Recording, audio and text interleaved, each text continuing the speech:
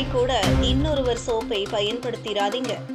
சருமத்தில் மட்டுமல்ல, உடலிலும் நடக்கும் மாற்றத்தை பாருங்க. இன்றளவிலும் பலரது வீட்டில் ஒரே சோப்பை பயன்படுத்துவது வழக்கமாகத்தான் இருக்கு. முன்புள்ள காலத்தில் எல்லாம் சோப்பே பயன்படுத்துவதில்லை. அதற்கு பதிலாக இயற்கை பொருட்களான பயத்தம்பயிறு, தேங்காய் நார் இப்படித்தான் பயன்படுத்தினார்கள். ஒரே குடும்பமாக வாழ்ந்தாலும் ஒவ்வொருவருக்கும் தனியான சுகாதார பாணிகள் அவசியம்.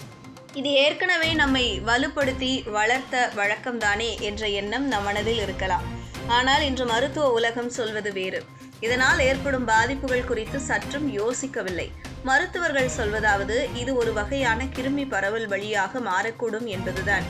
ஒரு உறுப்பினரிடம் தோல் தொற்று இருந்தால் அதை மற்றவர்களுக்கு பரப்ப வாய்ப்பதிகம். ஒவ்வொருவரின் தோல் தன்மை வேறுபட்டது. ஒருவர் எண்ணெய் தோல் உடையவராக இருக்கலாம், இன்னொருவர் மிகவும் வறண்ட தோலை கொண்டவராக இருக்கலாம். மேலும் சிலருக்கு அலர்ஜி, சென்சிட்டிவிட்டி போன்ற பிரச்சனைகள் இருக்கலாம். ஒரே சோப்பை அனைவரும் பகிர்ந்து கொள்ளும் போது இந்த தனித்துவமான தேவைகள் பூர்த்தியாக மாட்டாது. சிலருக்கு தோல் சிராய்ப்பு, அரிப்பு, நரம்பு தளர்ச்சி போன்ற பிரச்சனைகள் தோன்றும். பூஞ்சை தொற்றுக்கள், கிருமிகள், பாக்டீரியா போன்றவை ஈரமாக உள்ள சோப்பின் மேற்பரப்பில் வாழக்கூடியவை. நீர்த்துளிகள் மற்றும் ஈரப்பதம் இருப்பதால் அவை எளிதில் வளர்க்கும் சூழல் உருவாகும்.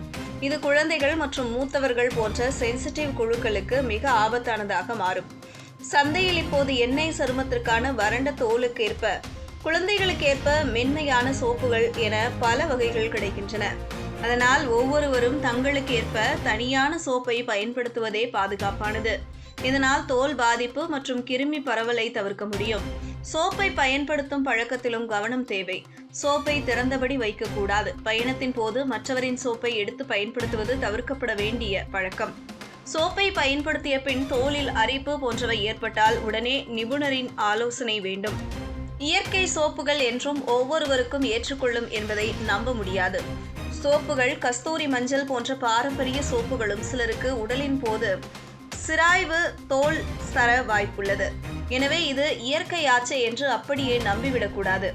ஒரே வீட்டில் ஒரே சோப்பை பகிர்ந்து கொள்ளும் பழக்கம் பாரம்பரியமாக வந்திருக்கலாம். ஆனால் இன்று நாம் வாழும் சூழல் வேறு.